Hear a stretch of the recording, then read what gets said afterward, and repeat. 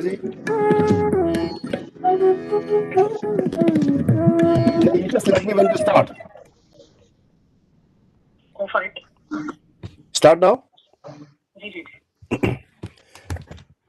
Friends, welcome to the today's webinar to celebrate the birth anniversary of Pandit Deendayal Upadhyay, organized by Overseas Friends of BJP UK. I am Dr. Anand Arya, Vice President of the Overseas Friends of BJP UK. Many people who are watching this webinar may not have heard of Deendayal ji. He was one of the founding members of Bharatiya Janasangh, the parent of today's BJP in Bharat. He was the brain behind the ideology and economic policies of today's BJP. He had an independent and unique vision for newly development India to achieve its full potential, to get rid of its population of poverty and create a nation which would not only look after its own citizens but would be the beacon of light for the entire world by showing the path of development of each person without exploitation of anyone, irrespective of race, color, region, religion, or nationality. He postulated the concept of integral humanism and Antyodaya, on which we would hear very soon from our main speaker, Dr. Mahesh Sharma. Let me first introduce Mr. Vijay Mehta, who is the in charge of the Overseas Friends of BJP of UK and Europe. Mr. Mehta is based in Delhi. He is an investment banker by profession and is associated with BJP from his younger days. He was active in student politics of Delhi University in 70s and has served and is serving on numerous committees of different organizations in various capacities. He is also the Honorary Consul General of the Republic of Romania. May I request Mr. Vijay Mehta to address the audience? Thank you Anand ji. नमस्कार महेश जी, नमस्कार चौथाईवाला जी और सभी मेरे मित्रों,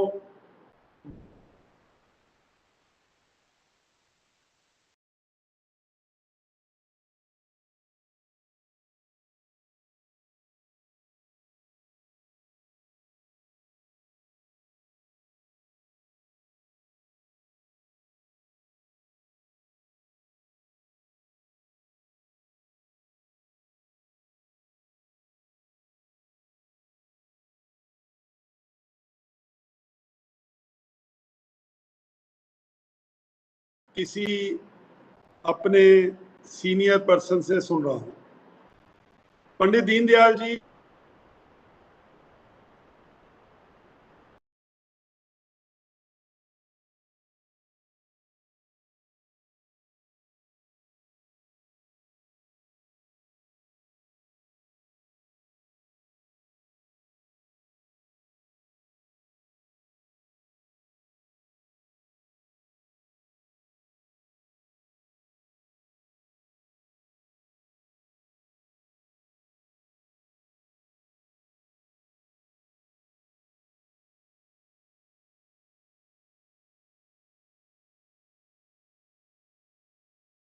के कारण उनकी विचारधारा पूरे बीजेपी के कार्यकर्ताओं और अगले लोगों में फैल रही है।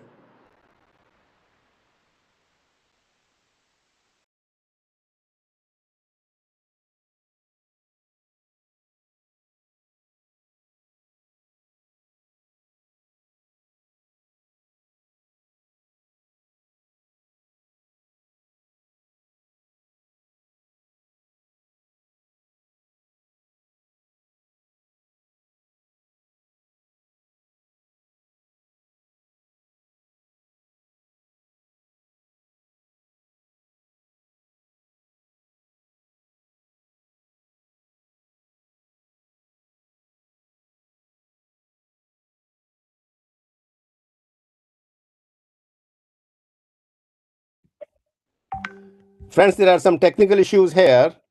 So I would request our next speaker to address the audience. We would go back to Vijayji Mehta later on. It is my pleasure to invite Dr. Vijay Chothaiwale to address today's webinar. Dr. Chothaiwale is a PhD in microbiology and has worked as a scientist in pharmaceutical industry for many years before joining the active politics in 2014. He had spent time in US as a postdoctoral research fellow and has attended leadership development program at London Business School. He's based in Delhi and is in charge of the Foreign Affairs Department of BJP in Bharat since November 2014. In this role, he coordinates with Indian diaspora worldwide through BJP's global outreach platform of BJP, which had chapters in more than 40 countries, including UK in Bharat. He interacts with foreign embassies, diplomats, and delegates of various countries to put forward the perspective of BJP on issues of mutual interest. Dr. Chothaiwale has also written 2 books and regularly writes column in various newspapers. Dr. Chothaiwale, please.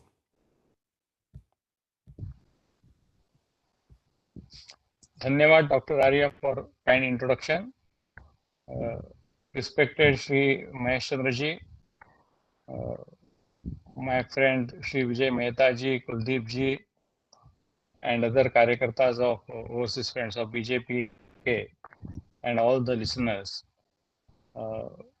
It's a matter of great pleasure that OFBJP United Kingdom has decided to celebrate Pandit Deen Dayalji's Jayanti by inviting a talk of one of the most able and prominent exponent of Panditji's thoughts, Shri Dr. Mahesh Chandra Mehta ji, who has worked on his life and his entire philosophy all throughout his active life.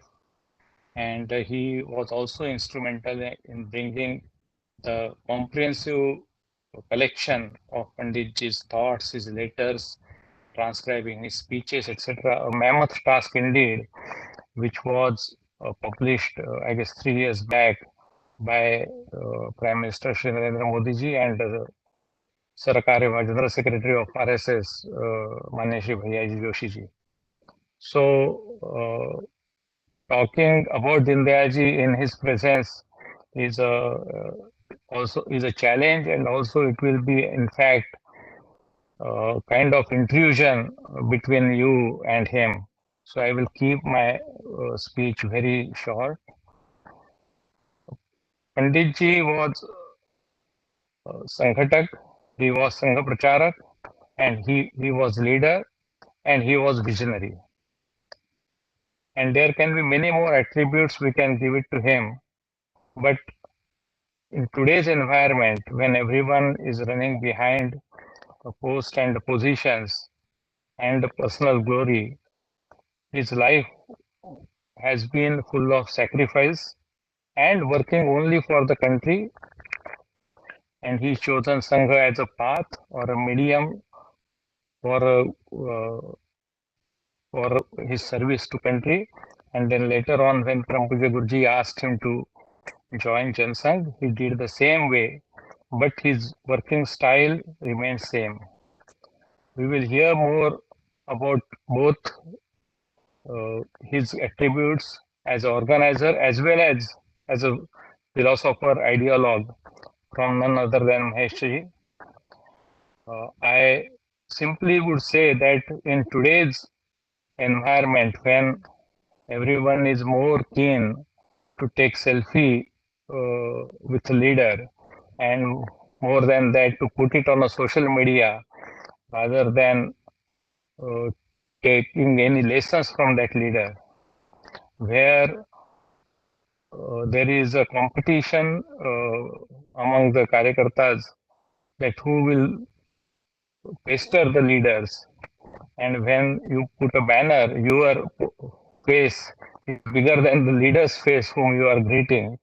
So in the kind of self-propagation, Sanskriti or Visangati in our country right now, it is impossible to even imagine that someone like Panditji was among us not very distant past, but just few decades ago. Albert Einstein has famously said about Mahatma Gandhi that after few generations, people will not even believe that there was a person with flesh, blood, and bones actually in existence like Mahatma Gandhi on this earth. And with the simplicity with which Panditji has lived his life, uh, we can attribute same thing to him also. It is indeed our great fortune that Sangha, Jansangh, and now BJP had someone, an ideologue and an organizer like Panditji. And on his path, we are still trying our best to charter our future. Prime Minister Narendra Modi's speech, if you have heard yesterday on YouTube, he has elaborated him in a great detail. And his path of Antyodaya, which our government is trying to fulfill at its best, and it has done some transformation. The real inspiration is indeed coming from Pandit Deen Dayalji. So at this hour, I will just pay my humble tribute to his memory, and without wasting a lot of time, I am equally eager to listen to Mahesh Sharma ji. I will stop here. Dhanyavad. Thank you very much, Dr. Vijay Chathaiwale ji. We are happy that Dr. Mahesh G. Sharma from India has accepted our invitation to be the main speaker of today's program. Currently based in Delhi, Dr. Sharma is a PhD in political science and has taught the subject in the university. He has spent most of his life propagating the thoughts of BJP in India. He was the secretary of largest student organization of the world, Akhil Bharatiya Vidyarthi Parishad, for 6 years before joining the politics. He has remained active in politics in his role as member of Indian Parliament and president of the Rajasthan state chapter of Bharatiya Janata Party. For last 35 years, he has immersed himself studying and propagating the philosophy of Pandit Deen Dayal Ji Upadhyay, first in his capacity as secretary of Deen Dayal Research Institute and currently as president of the Integral Humanism Research and Development Institute. He is an authority on the thoughts and life of Deen Dayal Ji Upadhyay. Although the topic of today's webinar has been put as Atmanirbhar Bharat or Self-Reliant Bharat, we have requested Dr. Mahesh Ji Sharma to tell us more about the life and philosophy of Pandit Deen Dayal Upadhyay.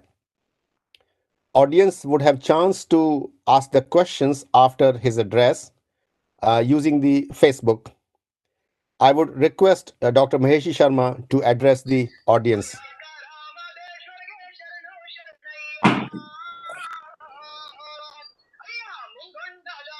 Mute कराइए सबको।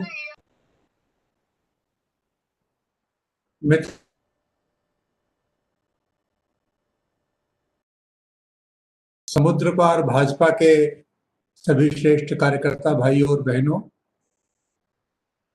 दीनदयाल जी की स्मृति में हम आज समवेत हुए हैं। आप सबका बहुत बहुत अभिवादन। दीन उपाध्याय जी ने जिस विचार दर्शन को प्रणीत किया, उसके बारे में कुछ कहना ये महत्वपूर्ण है। उसके बारे में लोगों की जानकारी भी कम है, ये भी ठीक है, लेकिन लोग उनका विचार नहीं जानते। इतना ही नहीं है, ये भी है कि पंडित दीनदयाल उपाध्याय जी को भी लोग नहीं जानते। क्यों नहीं जानते? उसका कारण है कि उन्होंने जो काम किए उन कामों को नहीं जानते, और वो काम लोग न जान सके इसकी पूरी व्यवस्था की गई। इसलिए जब 2016 में दीनदयाल जी की शताब्दी पर मैं अनेक यूनिवर्सिटीज में गया तो लोग कहते थे कि ये कौन नया महापुरुष आ गया, पहले तो कभी नाम सुना नहीं। तो फिर कोई कहता था अरे भाई देखो बीजेपी का राज आ गया है, फिर कोई बीजेपी का नेता है जिसको बीजेपी वाले अब गांधी से बड़ा बनाने पर तुले हैं। ऐसा जो कोई कहता है तो उसको बुरा मानने की जरूरत नहीं है, क्योंकि वो नहीं जानता तो क्या कहेगा। और ये भी सच है कि बीजेपी की सत्ता भारत में न आई होती तो सार्वजनिक जीवन में दीनदयाल उपाध्याय जी लोग बनाते नहीं। और इसलिए मुझे लगा कि दीनदयाल जी का ही परिचय करवाया जाए, और इसलिए आज मैं भारत पर कम और दीनदयाल जी पर अपनी बात ज्यादा कहूंगा। दीनदयाल जी का प्रारंभ जीवन भी उत्प्रेरक है, हमें पढ़ना चाहिए, लेकिन उस प्रारंभिक जीवन की बात मैं नहीं करता। जब वो वयस्क होकर सार्वजनिक जीवन में प्रवेश करते हैं, वह सन है 1937, 1937 और 1947 का दशक सामान्यतः यह माना जाता है कि यह आजादी के आंदोलन का दशक है। तो स्वाभाविक प्रश्न उत्पन्न होता है कि यदि दीनदयाल उपाध्याय देश के प्रति संवेदनशील व्यक्ति थे तो उनको उस आजादी के आंदोलन में शामिल होना चाहिए था, पर इतिहास गवाह है कि वो उसमें शामिल नहीं हुए। क्यों नहीं हुए इस कारण को हमें जानना चाहिए।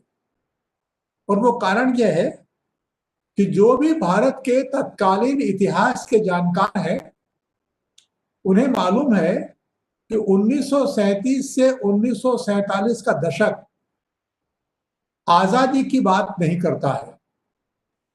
यह दशक द्विराष्ट्रवाद की बात करता है। यह दशक भारत विभाजन की बात करता है। और इसलिए दीनदयाल उपाध्याय द्विराष्ट्रवाद और भारत विभाजन की बात करने वाली मुहिम का हिस्सा नहीं बनते हैं, और इस द्विराष्ट्रवाद और भारत विभाजन के प्रतिकूल जो भारत की अखंडता, भारत की महानता की बात करता है, इस प्रकार की स्ट्रीम चाहे वो छोटी क्यों ना हो, वो इसका हिस्सा बनते हैं और वे राष्ट्रीय स्वयंसेवक संघ के द्वारा अपना काम शुरू करते हैं। वो ये महसूस करते हैं कि तथाकथित आजादी का आंदोलन क्या केवल सत्ता हस्तांतरण का आंदोलन है, और उस पूरे दशक में यह बहस हो रही है कि अंग्रेज जाएगा तो राज आएगा, तो हिंदू कितना राज भोगेंगे, मुसलमान कितना राज भोगेंगे, दलित कितना राज भोगेंगे, वनवासी कितना राज भोगेंगे। यह राजभोग की स्पर्धा का आंदोलन है या ये भारत की आजादी का आंदोलन है। और इसलिए उन्होंने राष्ट्रीय स्वयंसेवक संघ के माध्यम से अपने जीवन की शुरुआत की। आपको मालूम है कि 1937 में जब वो कॉलेज में गए तब देश में पहला चुनाव हुआ था। मुस्लिम लीग और कांग्रेस आमने सामने थी, और उस चुनाव के परिणामों के स्वरूप ही 1940 में मुस्लिम का प्रस्ताव पास कर दिया था, डायरेक्ट एक्शन हुआ था और अंततः भारत विभाजन हुआ था। उस काल में दीनदयाल जी राष्ट्रीय स्वयंसेवक संघ के प्रचारक के नाते अनेक काम करते हैं। उन कामों में दो बातें उल्लेखनीय है, मैं बताता हूं। उनकी पहली पुस्तक आती है उस पुस्तक का नाम है सम्राट चंद्रगुप्त मौर्य। क्यों लिखते हैं वो पुस्तक? वो पुस्तक इसलिए लिखते हैं कि भारत की आजादी का आंदोलन एक पॉलिटिकल मूवमेंट है, राजनीतिक मूवमेंट। भारतवर्ष एक निरपेक्ष राष्ट्र रहा है। हिमालय से कन्याकुमारी तक की राष्ट्रीयता राजनीति से तय नहीं होती, और इसलिए भारत में राजनीतिक एकता भी होनी चाहिए। इसकी सबसे पहली शुरुआत कहां से होती है? तो इसकी शुरुआत करने वाले महापुरुष का नाम है आचार्य चाणक्य। भारत पर विदेशी आक्रमण होता है, यूनानी आक्रमण होता है। भारत पर विदेशी आक्रमण होता है, पर उसका प्रतिकार करने के लिए कोई भारतीय सेना नहीं, उसका प्रतिकार करने के लिए कोई भारतीय सेना नायक नहीं है। चाणक्य पहले व्यक्ति है जो राजनीतिक रूप से भारत की एकता का प्रयत्न करते हैं और सबसे पहला एक सेना नायक तैयार करते हैं। उस सेना नायक का नाम है सम्राट चंद्रगुप्त मौर्य। और वो संदेश देते हैं कि आज हम जिस राजनीतिक एकता की बात कर रहे हैं, हमको चंद्रगुप्त मौर्य को तैयार करने वाला। यह उनकी पहली पुस्तक है। उनकी दूसरी पुस्तक आती है, उसका शीर्षक है जगतगुरु शंकराचार्य। इसमें वो कहते हैं कि भारत की अस्मिता, भारत की एग्जिस्टेंस, भारत की अस्मिता की परिभाषा संस्कृति से होती है, और उस संस्कृति की जो धारा है, उस धारा में आई विकृतियों को दूर करने वाला जो बड़ा भारी प्रयत्न है, उस प्रयत्न का नाम है वेदांत की धारा, शंकराचार्य की धारा। इन दोनों पुस्तकों के माध्यम से वो राजनीति और संस्कृति के समन्वय की बात करते हैं और अपने आप को द्विराष्ट्रवाद और सत्ता की बंदरबाट, उसके आंदोलन से दूर रखते हैं। पर स्थिति बनती है, स्थितियां इंतजार नहीं करती, और ऐसी बनती है कि द्वितीय महायुद्ध के बाद अंग्रेज को वहां से जाना पड़ा। हमारे यहां आजादी का आंदोलन था, यदि वह आंदोलन ना होता तो भी अंग्रेज जाता। अनेक देशों से अंग्रेजों ने अपने आप को समेटा, लेकिन जाते जाते वह अपने देश को बंटवा गया। भारत के शरीर से अभारत पैदा हो गया। यह बड़ी भारी त्रासदी थी। इस त्रासदी के खिलाफ जो लोग लड़े, उसमें सबसे बड़ी भूमिका राष्ट्रीय स्वयंसेवक संघ की है। उस संघ के प्रचारक पंडित दीनदयाल उपाध्याय है। क्या भूमिका है? द्विराष्ट्रवाद और एक राष्ट्रवाद का जो युद्ध हुआ, दुर्भाग्य से अंग्रेज ने उसे युद्ध, और दुर्भाग्य से जो आजादी के आंदोलन के नेता थे, उन्होंने भी इसे सांप्रदायिक युद्ध कहा। मुस्लिम लीग ने डायरेक्ट एक्शन किया, क्योंकि सांप्रदायिक युद्ध नहीं था, वह भारत की अखंडता पर आक्रमण था। और जब यह चल रहा था, तब राष्ट्रीय स्वयंसेवक संघ के द्वितीय सरसंघ चालक परम पूज्य श्री गुरुजी लखनऊ में गए, तो उनसे पूछा कि देश में सांप्रदायिक दंगे हो रहे हैं, आपको इसके बारे में क्या कहना है? तो श्री गुरुजी ने कहा, भारत संप्रदाय सहिष्णु देश है, यहां सांप्रदायिक दंगे नहीं होते। तो पत्रकार ने कहा कि आपको दिख नहीं रहा इतना खून बह रहा है? तो उनका हां दिख रहा है, पर इसका संप्रदाय से कोई लेना देना नहीं है। यह तो इस बात का युद्ध है कि भारत में एक राष्ट्र है या भारत में दो राष्ट्र है। भारत में द्विराष्ट्र मानकर भारत को बांटने वालों ने भारत की एकता वालों पर हमला किया है, और मैं चाहता हूं इसका प्रतिकार हो और एक राष्ट्रवाद की विजय हो। यह वह दृश्य है जिसमें दीनदयाल उपाध्याय अपना सार्वजनिक जीवन प्रारंभ कर रहे हैं। देश का बंटवारा हो गया। जिस सिंध के कारण हम हिंद हैं, हिंदू हैं, वह सिंध विदेश हो गया। ढाकेश्वरी विदेश हो गई, ननकाना साहेब विदेश हो गया, लौह कब साहब लौहपुर विदेश हो गया। और इस राजनीतिक घटना चक्र में से एक भारत में नवीन पार्टी का जन्म हुआ, जिसका इतिहास अभी नहीं बताऊंगा। उसका नाम है भारतीय जनसंघ, और उसके संस्थापक डॉक्टर मुखर्जी अध्यक्ष हुए, और परम पूज्य श्री गुरु जी के आग्रह पर पंडित दीनदयाल उपाध्याय जनसंघ के महामंत्री बनाए गए। जब वो राजनीतिक क्षेत्र में आए, उसके पहले जो संघ का काम किया उसका वर्णन, लेकिन देश के भी साथ ही एक और काम हो रहा था, और वह काम यह था कि का संविधान बन रहा था। इस बात को जानना चाहिए कि जिसको हम आजादी कह रहे हैं वह बाद में आई है, और भारत का संविधान पहले बनना शुरू हुआ है। भारत की संविधान सभा की पहली बैठक 9 दिसंबर 1946 को शुरू हुई, और भारत की आजादी 15 अगस्त 1947 को आई। तो अब ये अपने आप में कहानी है कि ये कैसे हो गया। आजादी आई नहीं, पहले संविधान बनना शुरू कैसे हो गया, कौन बना रहा संविधान, अलग कहानी।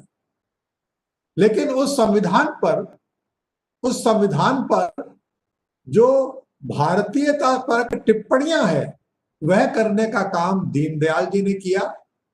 और उन्होंने कहा, भारत का संविधान भारतीयता विहीन, भारत का संविधान एकात्म होना चाहिए, संघात्मक नहीं। और भारत के संविधान में वेस्टर्न आइडियोलॉजी के स्थान पर भारतीयता होनी चाहिए। हम सबको चाहिए कि हम दीनदयाल जी के उस वक्त के लिखे लेख पढ़े। आज समय बीत गया, आज कुछ कहना सरल है, पर उस समय लिखा उन्होंने, वो तो संविधान सभा में नहीं थे, वे स्वयं नौजवान थे, कॉलेज के बाहर आए थे।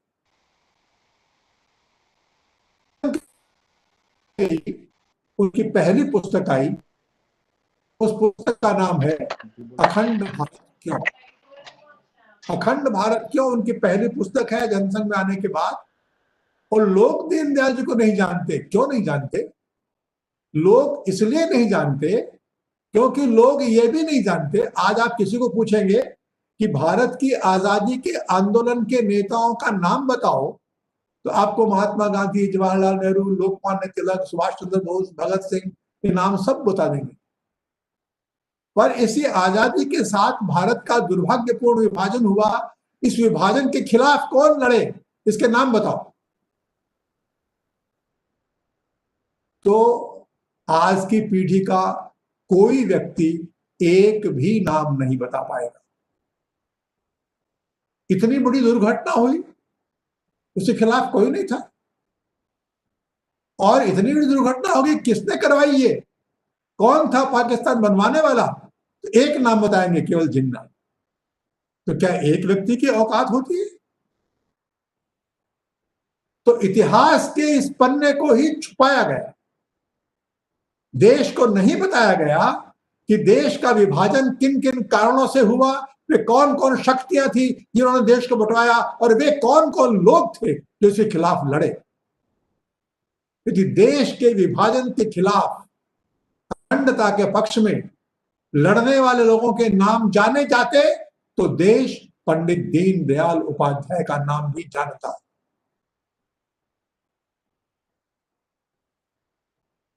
अंग्रेज चले गए, देश आजाद हो गया, हमको राज दे गया, हमको राज दे गया, तो हम राज कर रहे हैं। दीनदयाल जी राजनीति में आए, अखंड भारत का परचम लेकर के आए, और इसी विभाजन में से एक समस्या उत्पन्न हुई थी, कश्मीर समस्या। उस आजाद भारत का पहला बड़ा आंदोलन कश्मीर आंदोलन है, इस आंदोलन में डॉक्टर मुखर्जी का तो बलिदान हो गया, लेकिन इस आंदोलन को संचालित करने वाला महापुरुष पंडित दीनदयाल उपाध्याय था। और उसका प्रियम्बल क्या था कि देश की सभी पॉलिटिकल पार्टियां, कांग्रेस, सोशलिस्ट, कम्युनिस्ट, सब कहते थे कश्मीर का मुद्दा कश्मीरी तय करेंगे, कश्मीर का मुद्दा कश्मीरियों का मुद्दा है। दीनदयाल उपाध्याय ने कहा नहीं, कश्मीर का मुद्दा संपूर्ण भारत का मुद्दा है।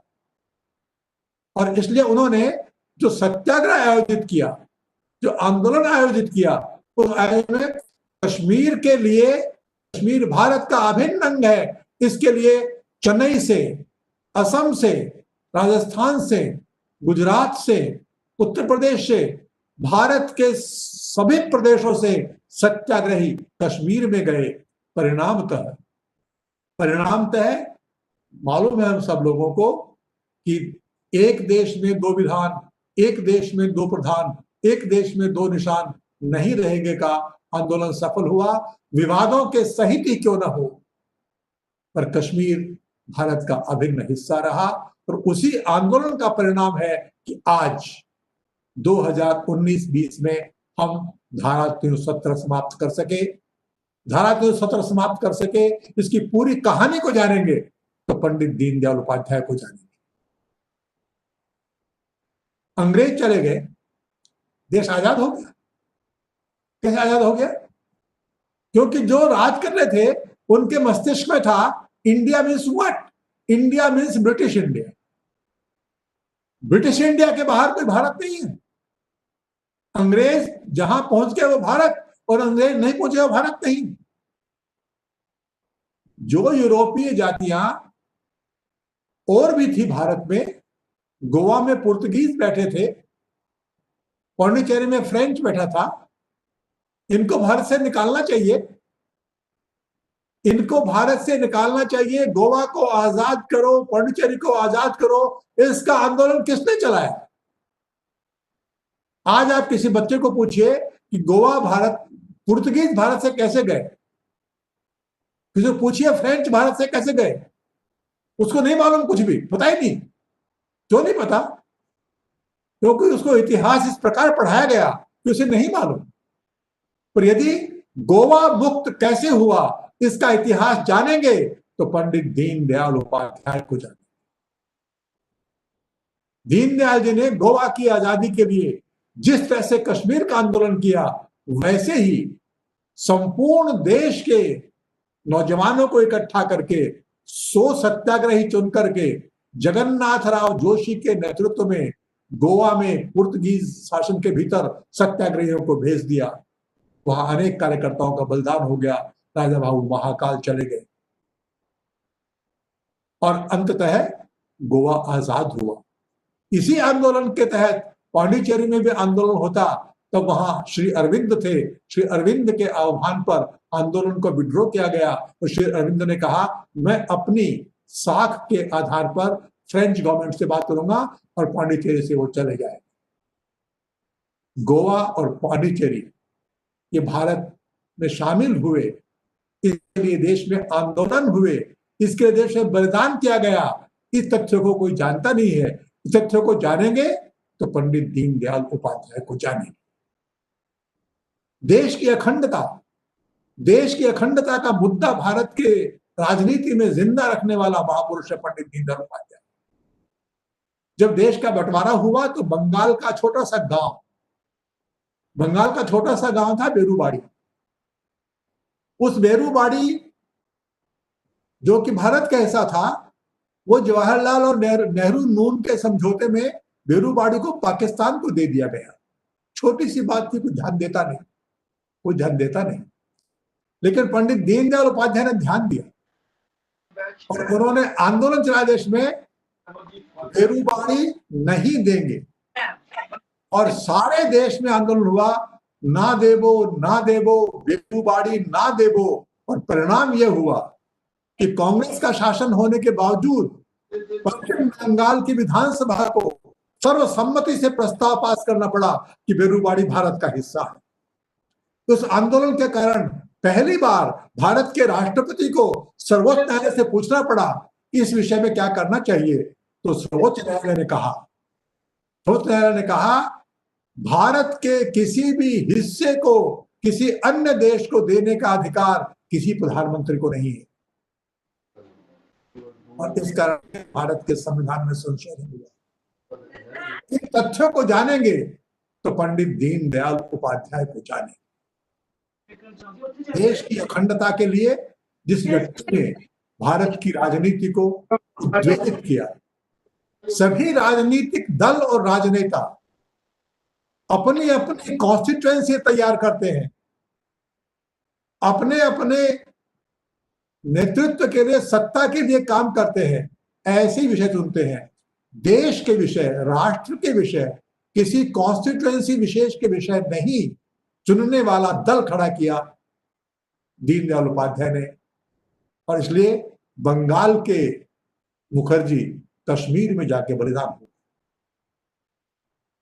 ऐसे विषयों को उठाया गया जिन विषयों से राजनीति में वोट बैंक नहीं बनता, और देश के सामने चुनौती थी। चुनौती क्या थी कि जैसी भी आजादी आई, भारत की संसद में किस प्रकार के लोग थे, कौन लोग थे। तो अभी अभी जिन्होंने द्विराष्ट्रवाद के आधार पर भारत का विभाजन किया था, वे सब लोग संसद में बहुमत में थे। विपक्ष में कौन था? विपक्ष में उनसे खतरनाक लोग थे, वामपंथी थे, कम्युनिस्ट थे। उनकी क्या भूमिका थी? उनकी भूमिका थी कि भारत द्विराष्ट्र ही नहीं, भारत तो बहुराष्ट्र है। इसके दो नहीं, इसके 17 टुकड़े होने चाहिए। में भी नारा लगा था, भारत तेरे टुकड़े होंगे, 17 टुकड़े होंगे। ये 17 टुकड़े क्या है?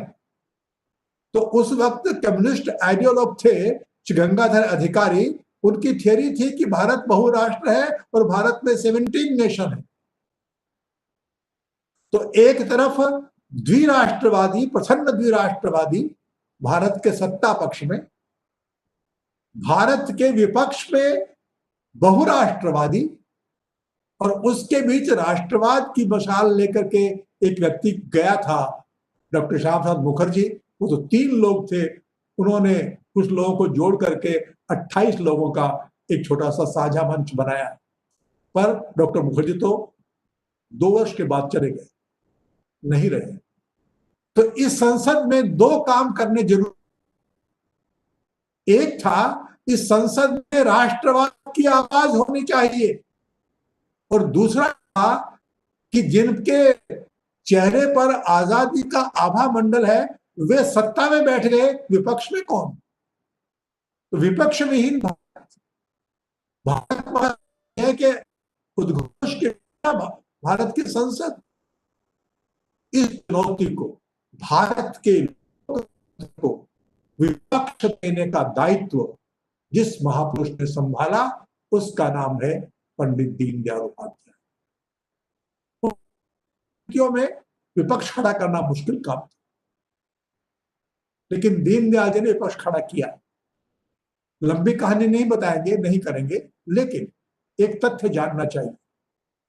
जब लोग दीनदयाल जी पर भाषण करते हैं तो सामान्यतः दीनदयाल जी साधु पुरुष थे, सादगी से रहते थे, बड़े विद्वान थे, ऐसी बातें आती है। वे कुशल राजनेता थे, ऐसा सामान्यतया लोग नहीं जानते। और तथ्य क्या कहते हैं? तथ्य यह कहते हैं कि 1952 से 1967 तक के चुनाव में वो रहे, और 1952 से 1967 तक का यदि आप ग्राफ देखें तो भारत की राजनीति में एक ही दल है जो क्रमशः आगे बढ़ा। तो 52 से 67 तक कभी एक कदम भी पीछे नहीं गया। कांग्रेस जहां 52 में थी, 67 में आते आते पीछे हटी। सोशलिस्ट 52 में थे, 67 में आते आते पीछे हटे। कम्युनिस्ट जहां 52 में थे, 67 में आते आते पीछे हटे, उसके बीच में स्वतंत्र पार्टी खड़ी हुई, वो समाप्त हो गई।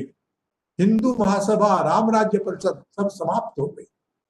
एक ही दल है जो आगे बढ़ा, उसका नाम है भारतीय जनसंघ, और 1967 में आते आते वह कांग्रेस के बाद नंबर 2 की पार्टी बन गई।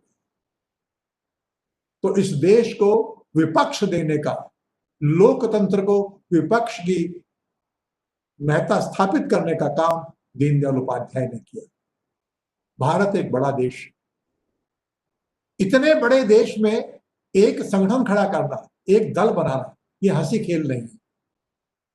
चाहे जिसकी जो विचारधारा हो, चाहे जनसंघ या बीजेपी से असहमति क्यों ना हो, पर किसी देश, भारत जैसे देश में अखिल भारतीय दल कैसे खड़ा होता है, इसको जानना हो तो दीनदयाल उपाध्याय की कार्य पद्धति और कार्य को जानने की जरूरत है।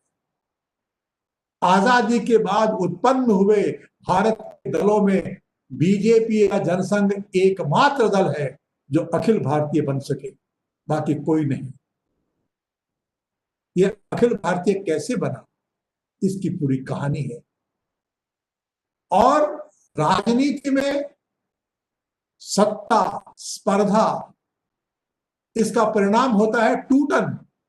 और जनसंघ बीजेपी छोड़ दें, भारत की सभी पार्टियां टूटी, कांग्रेस टूटी, सोशलिस्ट टूटे, कम्युनिस्ट टूटे, जनता पार्टियां टूटी, नहीं टूटा तो केवल एक ही दल है, उसका नाम है जनसंघ या भाजपा। इसका श्रेय है पंडित दीनदयाल उपाध्याय।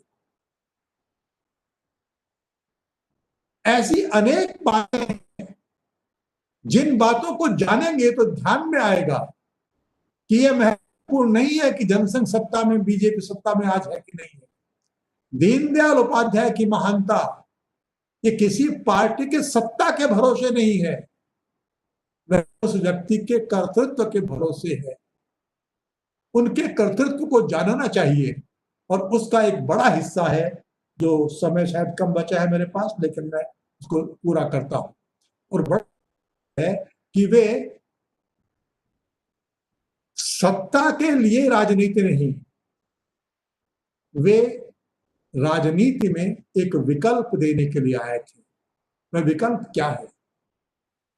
वह विकल्प है, उस विकल्प का संकेत उन्होंने, मैंने 1964 में संघ शिक्षा वर्ग किया था, शायद आनंद भी थे उस वर्ग में।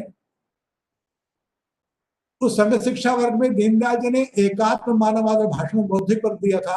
उसमें उन्होंने कहा था, स्वयंसेवक को राजनीति से अलिप्त रहना चाहिए जैसे कि मैं हूं। तो सबको आश्चर्य हुआ कि एक पॉलिटिकल पार्टी का महामंत्री है और वो कहता है अपने आप को कि स्वयंसेवक को राजनीति से अलिप्त रहना चाहिए जैसा कि मैं हूं, तो पहले जैसा हो गया। तो सायंकाल उनसे प्रश्न पूछा गया कि आप एक महामंत्री हैं पार्टी के, आप कैसे अलिप्त है राजनीति से? तो उन्होंने जवाब दिया था, उन्होंने कहा था, मैं राजनीति के लिए राजनीति में नहीं, मैं राजनीति में संस्कृति का राजदूत हूं। भारत की राजनीति में भारत की संस्कृति रिफ्लेक्ट करे, भारत की राजनीति में भारत संस्कृति प्रतिबिंबित हो, इसके लिए मैं राजनीति में हूं। और इसलिए उन्होंने जो वेस्टर्न पैराडाइम से आए हुए व्यक्तिवाद, समाजवाद, इंडिविजुअलिज्म, कैपिटलिज्म, कम्युनिज्म, सेकुलरिज्म, इन सब के समानांतर एक विकल्प प्रस्तुत किया विचारधारा का, जिसका नाम है इंटीग्रल ह्यूमनिज्म, एकात्म मानववाद। वह एकात्म मानववाद की व्यापक व्याख्या आप नहीं करेंगे, लेकिन एक बेसिक बात है। बात यह है कि यूरोप के 300-350 सालों के इतिहास में से ये सारे विचार पैदा हुए, ये वहां की परिस्थिति की उपज है। लेकिन जो प्राचीनतम देश है भारत, ये इतना बड़ा प्राचीन देश इतने युगों से जिंदा क्यों है? धरती की सभ्यता संस्कृतियां मिट गई, भारत जिंदा क्यों? इस भारत पर इतने आक्रमण हुए, क्यों हुए? तो यह समृद्ध भारत है, यह अमर भारत है। इस भारत को जानिए और इस भारत को जानकर इस भारत को आगे बढ़ाइए।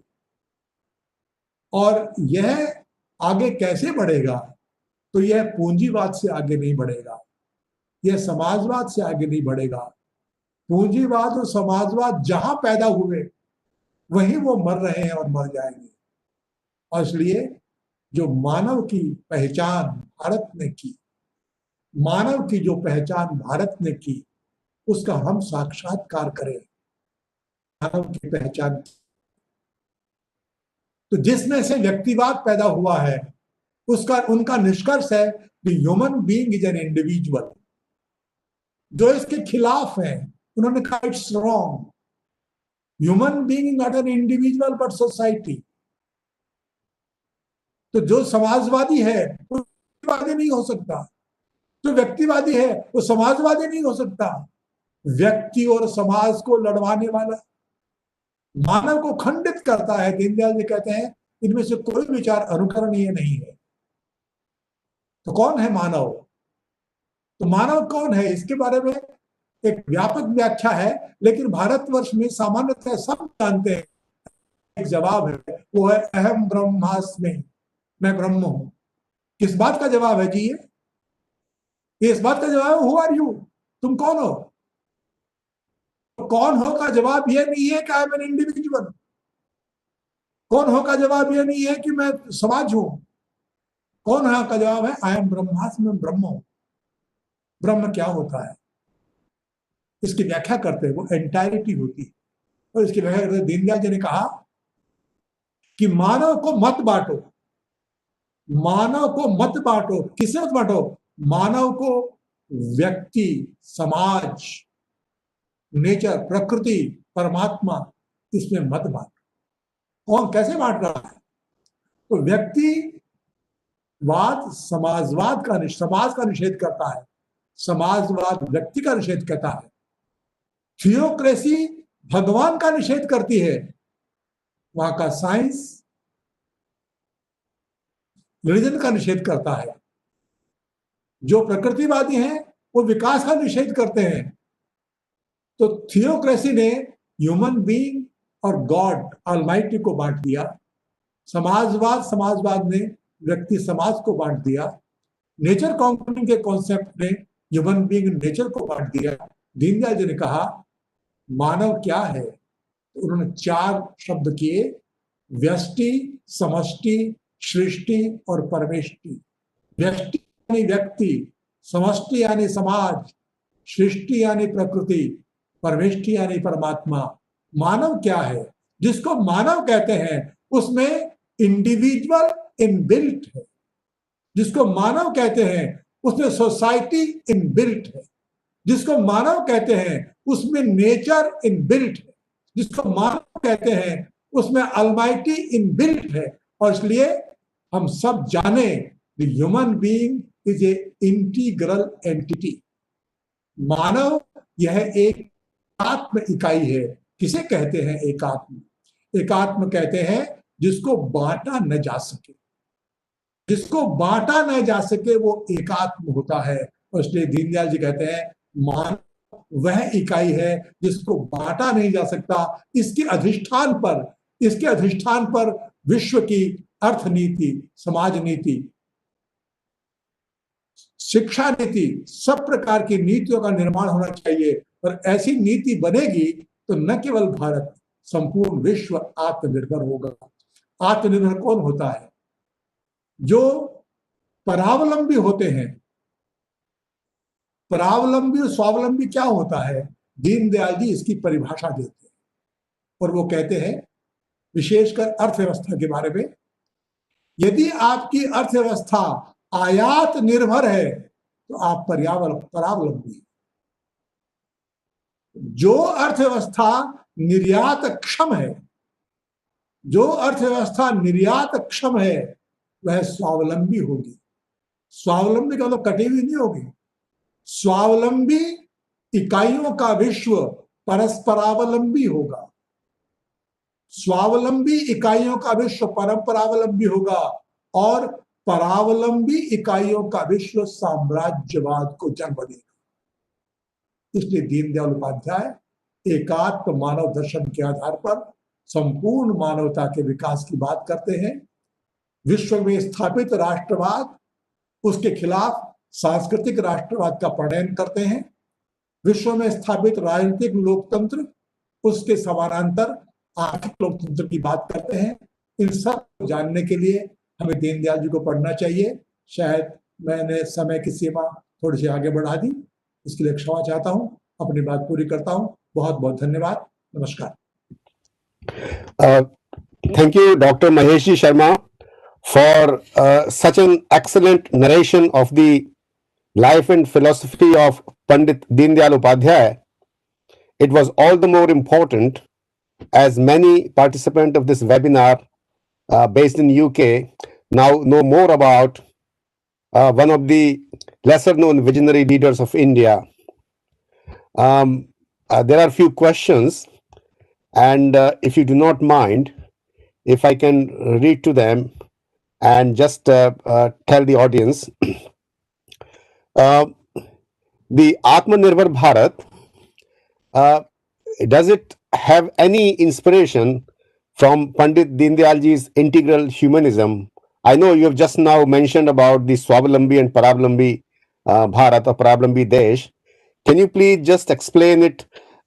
Somebody has asked it, that how the concept of Atmanirbhar Bharat ties up with the Deendayal ji's concept of integral humanism.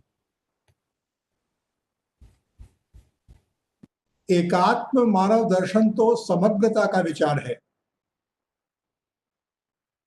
आत्मनिर्भर भारत जिसकी चर्चा आज श्री नरेंद्र मोदी ने की है, उसका एक संदर्भ है। उसका संदर्भ यह है कि पिछले 7 दशकों में भारत परनिर्भरता से परेशान रहा है। परनिर्भरता क्या है?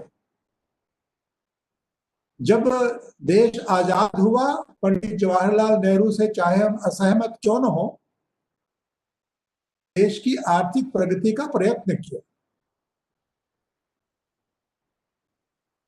अपने मन की अंतरराष्ट्रीयतावाद की धारणा के कारण उन्होंने देश की समर नीति का, सुरक्षा की उपेक्षा की। परिणामतः 1962 में भारत की अपमानजनक पराजय हुई। पराजय ही नहीं हुई, हम लोग रूस के समर्थक थे तो अमेरिका साथ क्यों आता हमारे? और रूस ने कहा कि भारत यदि मित्र है तो चीन हमारा भाई है। तो भारत ने समर नीति की उपेक्षा की। परिणामतः हमें अपमान सहना पड़ा। 65 का युद्ध हुआ, हम जीते, लेकिन रूस का दबाव हुआ। ताशकंद में हमें हारना पड़ा। न केवल हमने अपनी भूमि खोई, हमने अपना प्रधानमंत्री भी खोया। 71 में श्रीमती गांधी ने युद्ध किया तो अमेरिकी बेड़े के समानांतर हमको रूस से संधि करनी पड़ी और अपने कब्जे में पाकिस्तान के सैनिक होने के बावजूद शिमला समझौते में उसे वापस करना पड़ा। ये क्या है? यह सामरिक परावलंबन है। इस सामरिक परावलंबन से मुक्त होने की शुरुआत ये अटल बिहारी वाजपेयी के नेतृत्व में भारत अणुशक्ति संपन्न बनता है तब हुई। और इस शुरुआत को आगे बढ़ा करके अब आज स्थिति ऐसी है कि भारत परावलंबी नहीं। भारत जिन शस्त्रों का निर्माण स्वयं नहीं कर सकता, उनके निर्माण के लिए लोगों को बुलाता है। मेक इन इंडिया योजना की है और कंपनियां भारत में आकर शस्त्रों का निर्माण कर रही है। भारत आर्थिक रूप से प्रगति करे। आर्थिक प्रगति का मतलब क्या होता है? दीनदयाल जी ने कहा है कि देश की आर्थिक दशा को सुधारने के लिए 2 शब्दों का प्रयोग पर्याप्त है। एक है स्वदेशी और दूसरा है विकेंद्रीकरण। क्या मतलब है इसका? इसका मतलब है जिसको बेरोजगारी कहते हैं। क्या है बेरोजगारी? बेरोजगारी शब्द पर्शियन है, उसका अंग्रेजी अनएम्प्लॉयमेंट है। भारतीय भाषा में कोई शब्द नहीं है इसके लिए। भारत का समाज इस अवस्था की कल्पना ही नहीं करता है। उसका मतलब वास्तव में यह होता है कि जो देश की कुल अर्थव्यवस्था है, उस अर्थव्यवस्था में आपके पास कोई पार्टिसिपेटरी रोल नहीं है। There is no participation in the national economy. कोई भी इंडिविजुअल, कोई भी फैमिली यदि वो उससे अलग है तो ये बहुत दुर्भाग्य की बात है। इसलिए विकेंद्रीकरण कैसा होना चाहिए कि each and every individual has a participation in the national economy. और इसके लिए अभी अनेक प्रयत्न हुए हैं, जिस कारण से जनधन योजना है, मुद्रा लोन की बात हुई है, एंटरप्रेन्योरशिप के लिए 25 लाख का भी प्रावधान किया गया है।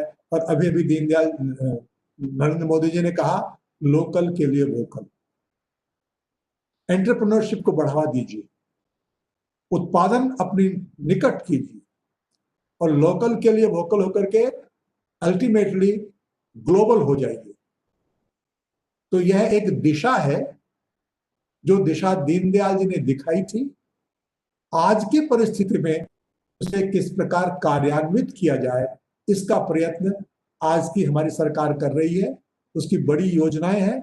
आप यदि चाहेंगे तो अलग से इसका कार्यक्रम करके वे कैसी और कौन सी योजनाएं हैं उसका बड़ा आयोजन किया जा सकता है। बहुत बहुत धन्यवाद महेश जी। दूसरा एक प्रश्न है, आपने बताया कि और 50s और 60s के डिकेड में भारतीय जनसंघ के अलावा बाकी सब पार्टियां उतनी आगे नहीं बढ़ी।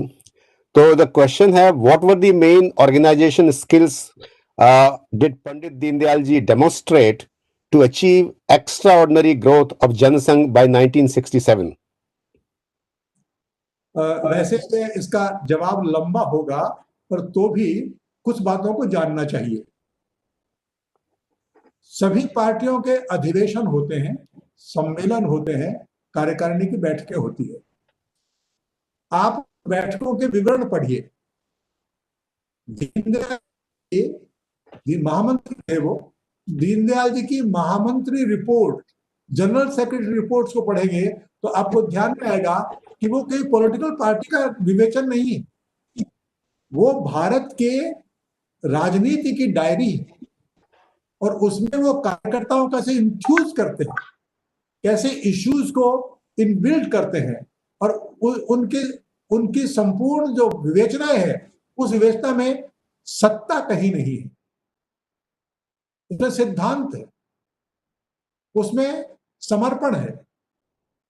और इस कारण से उन्होंने एक कैडर बेस्ड ऑर्गेनाइजेशन खड़ा किया। आज की बीजेपी यह कैडर बेस्ड मास ऑर्गेनाइजेशन है।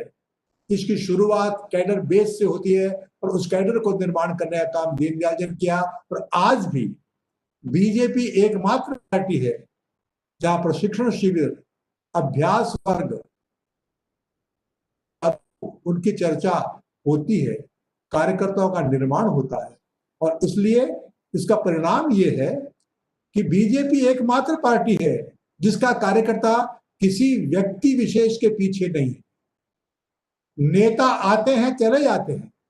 जनसंघ और बीजेपी से भी बड़े बड़े नेता छोड़ करके पार्टी गए और उनके साथ एक भी कार्यकर्ता नहीं है, नॉट ए सिंगल वन। तो ये जो कार्यकर्ता आधारित जन संगठन खड़ा करने की रणनीति का परिणाम है। और इसको कार्यान्वित करने के लिए अधिवेशन, सम्मेलन, अभ्यास वर्ग, सबकी विवेचना यदि आप चाहेंगे तो आप इनको पढ़ने को मिल जाएगी। ये सब लिखी हुई है, आप जरूर पढ़िए। बहुत बहुत धन्यवाद महेश जी। अभी और इस वेबिनार का जो समय था वो समाप्त होने पर है। 1 मिनट है अभी। 1 मिनट है। हाँ, तो मैं अब श्री कुलदीप जी शेखावत, जो overseas friends of BJP UK के अध्यक्ष हैं। आनंद जी, एक हूँ। हाँ, सॉरी। हाँ, अभी दीनदयाल जी का संपूर्ण वाङ्मय 15 खंडों में आ गया है। हालांकि आप सब भारतीय हैं तो हिंदी जानते ही हैं, पढ़ें, लेकिन उसका अंग्रेजी अनुवाद भी हो गया है। Complete works of Deendayal Upadhyay 15 खंडों में है। दीनदयाल संपूर्ण वाङ्मय 15 खंडों में है। बीजेपी ओवरसीज के कार्यकर्ता उसे अपने पास मंगाएं, पढ़ें और पढ़ाएं। तो आपको जो सवाल आप मुझसे पूछे, समय की सीमा और मेरी खुद की सीमा, इस कारण शायद आप संतुष्ट न हो पाए हो, लेकिन वो यदि आपके घर में होगा तो आप उसे कर पाएंगे। कृपया ये करें। बहुत बहुत धन्यवाद सूचना के लिए। हम सब ये और वाइडली पब्लिसाइज करेंगे और जो लोग इंटरेस्टेड होंगे उनसे कहेंगे कि भाई इसको आप पढ़ें। और अब मैं और overseas friends of BJP UK के प्रेसिडेंट श्री कुलदीप जी शेखावत, जो यहाँ पर और एक टेलीविजन चैनल MATV चलाते हैं और बहुत ही एंथुजियास्टिक और हेल्पफुल और हमारे कार्यकर्ता हैं, उनसे मैं अनुरोध करूंगा कि वो वोट ऑफ थैंक्स प्रपोज करें। आदरणीय महेश शर्मा जी, मैं कुछ बहुत ज्यादा शब्दों में आपके इस विवेचना के बारे में कह नहीं पा रहा हूं, क्योंकि बड़े गंभीर विषय पे बड़ी छोटे समय में आपने जो चर्चा की, काफी ज्ञान हमें मिला। हमारे इतिहास का वो हिस्सा जो हमें नहीं पता था, पूरे यूरोप में किसी को नहीं पता था, उस पर आपने प्रकाश डाला। बहुत बहुत धन्यवाद। मेरी पूरी टीम आभारी है आपकी। आज आपने हमें वक्त दिया। We are very very grateful to you. राष्ट्रवादी भारत का जो नारा दीनदयाल जी ने दिया, उसके बारे में भी बहुत लोगों को नहीं पता था, तो आपने उसके बारे में हमें जानकारी दी। We are again so grateful to you. फिर हम आपको किसी दिन आमंत्रित करेंगे, फिर एक बार हमें थोड़ा सा ज्ञान दीजिएगा, थोड़ा हमें पता लगेगा। और ये जो आपने पूरी बुक्स के बारे में बताया है, ये हम जरूर इम्प्लीमेंट करेंगे, यहाँ मंगवाएंगे किताबें और जरूर यहाँ पूरे यूरोप में, यूके में तो करेंगे ही करेंगे, पूरे यूरोप में इन किताबों को बांटने का काम शुरू करेंगे। We are grateful to you, sir. Thank you very much for coming and joining us and giving us a little bit of time. I'm thankful to Vijay Mehta ji for his guidance, for his support, and I'm also thankful to Vijay Chothaiwale ji, जिनकी guidance के बगैर ये programme हो ही नहीं सकता था। वो हमारे ऐसे वो हैं कन्वीनर जो कि किसी चीज के लिए कभी ना करते ही नहीं, सीधा कह देते हाँ भाई ये काम है, ये करो। तो विजय चौथाईवाले जी का भी बहुत बहुत धन्यवाद। आनंद जी, आज के हमारे मॉडरेटर, जबरदस्त कार्य किया आपने। Anand ji, thank you very much for doing such a wonderful job. साथ में मेरी टेक्निकल टीम को भी बहुत बहुत धन्यवाद और बीजेपी के सारे कार्यकर्ताओं को बहुत बहुत धन्यवाद। Thank you very much sir. Thank you everybody. I thanks all the audiences from the bottom of my heart to spare time to listen to this webinar. I do apologize for some technical glitches in between, but as you know, whatever we do, the technology wins in the end. Thank you very much, and we would invite again to you for next seminars, and we'll keep you informed. Thank you very much. Good evening, and have a pleasant whatever remained of the weekend. Thank you, everyone. नमस्कार।